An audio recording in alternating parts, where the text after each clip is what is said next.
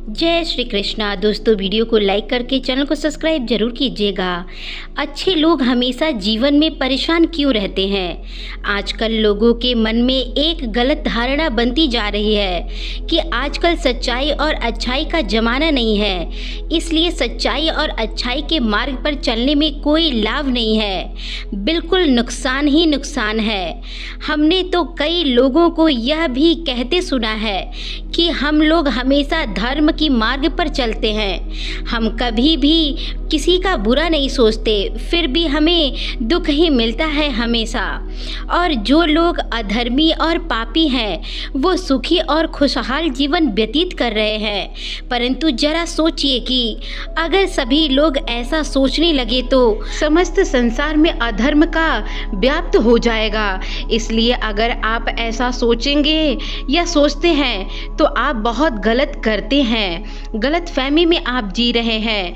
हम कुछ उदाहरण देकर आपकी इस गलती को दूर करना चाहेंगे और प्रयास करेंगे कि आप हमेशा खुश रहें। देखिए, सबसे पहले तो आपको सुख दुख को देखने का नज़रिया बदलना पड़ेगा, क्योंकि सुख और दुख आपके जीवन में नहीं, आपके नज़रिया में होता है।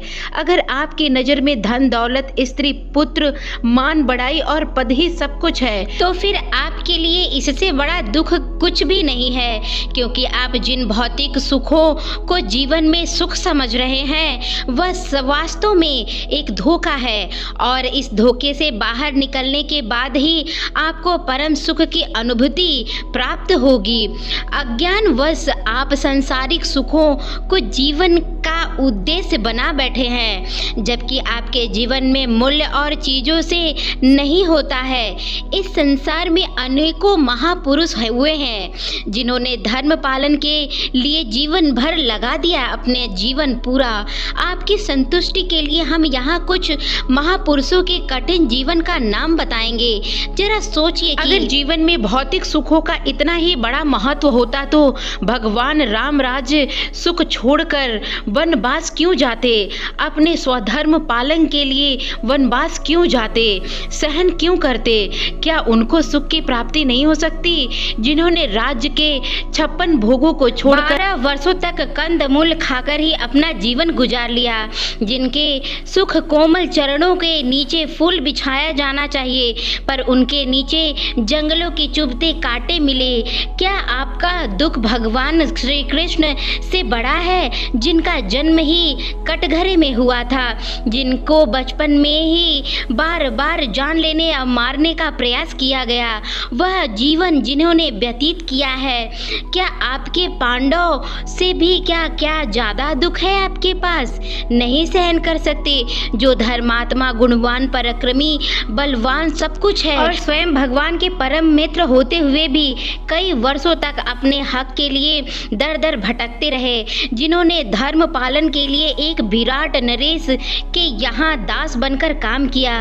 क्या आप सुदामा से भी ज़्यादा निर्धन दुर्बल और दुखी का असहाय हैं, जो दाने दाने को तरसते थे लेकिन धर्म कभी नहीं छोड़ा उन्होंने? क्या आप जानते हैं ईसा मसीह को सूली पर चढ़ा दिया गया, क्यों? वो धर्म का पालन नहीं करते थे।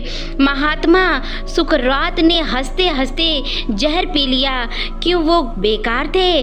महात्मा गांधी की हत्या कर दी गई क्योंकि वो सच्चाई और अच्छाई के मार्ग पर चलते थे।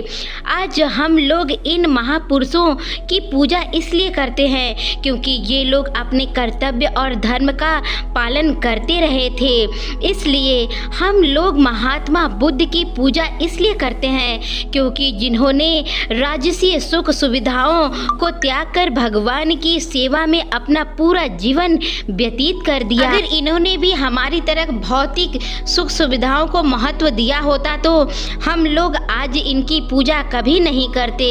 देखिए, दुख तो हर इंसान के जीवन में होता है, परंतु यह जीवन के प्रति आपके दृष्टिकोण पर निर्भर करता है कि आप उसे किस प्रकार देखते हो।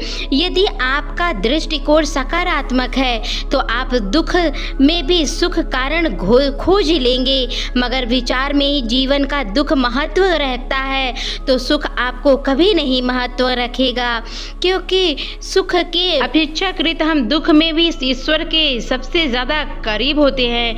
ये हमारे जीवन का महत्वपूर्ण बात है। शायद इसलिए दुनिया में अधिकतर महापुरुषों ने दुखमय जीवन हंस हंस कर स्वीकार कर लिया और इन्होंने अपने दुखों को ईश्वर मान लिया। आप दुख को ऐसे भी देख सकते हैं जैसे एक सुनार सोने को जलाकर गलाकर तपाकर एक आभूषण तैयार करता है। जैसे माता पिता अपने पुत्र के जीवन के लिए संघर्ष करते हैं ताकि वह एक योग्य सक्षम कुशल और बेहतर इंसान बन सके। जैसे एक योग्य शिक्षक अपने छात्र के प्रति हमेशा अच्छा ही सोचता है और उसको आगे बढ़ाने की कोशिश करता है। फिर भी कुछ ऐसे लोग जो लोग धर्म के मार्ग पर चलते हैं उन्हें जीवन में बार बार दुख ही मिलता रहता है, और जब वे अत्याचार और अधर्मी लोगों को सुखी देखते हैं तो उनके मन में विचार आता है कि क्या हम इन्हें धर्म की मार्ग का छोड़कर अधर्म का मार्ग अपना लेना चाहिए या नहीं। तो ऐसे लोगों से हमारा यही कहना है कि आपको सुख या दुख जो भी मिलता है वह आपके पूर्व जन्मों या वर्तमान के जन्म में जो लिए हुए किए हुए कार्य हैं उसके हिसाब से मिलता है।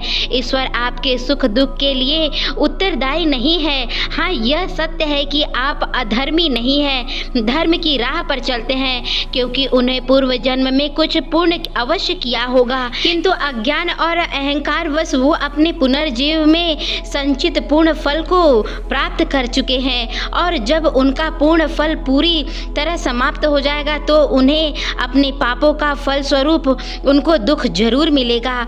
वास्तव में वे पापों के दलदल में जा रहे हैं जो अपने जीवन को परम सुख में वंचित कर देगा। याद रखें, समस्याएं, चुनौती, दुख और दर्द सभी जीवन में ही होता है, जिनसे कोई भी मनुष्य अछूत नहीं है। इसलिए अगर आपको जीवन में दुख, दर्द, अन्याय और अपमान और मुसीबत का सामना कर पड़ रहा है तो इसका मतलब यह नहीं कि आप अपने धर्म के मार्ग को छोड़कर अधर्म के मार्ग पर चलना शुरू कर दे।